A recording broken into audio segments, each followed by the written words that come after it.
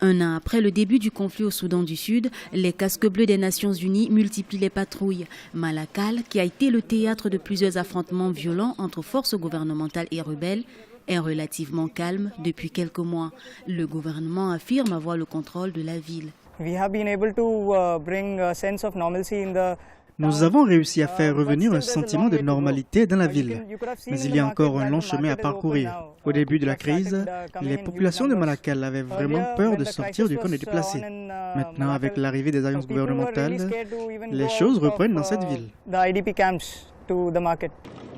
Depuis le début des tensions politiques, plusieurs concertations pour le dialogue se sont succédées, mais toutes semblent avoir échoué. Les combats ont repris en décembre dernier dans le jeune État qui a proclamé son indépendance en 2011. L'accord de cessez-le-feu, fréquemment rompu, laisse place à une impasse politique dans le pays. Les gens doutent encore du retour effectif de la paix, même lorsqu'ils sortent du camp pour se rendre en ville, car les gens craignent une nouvelle attaque.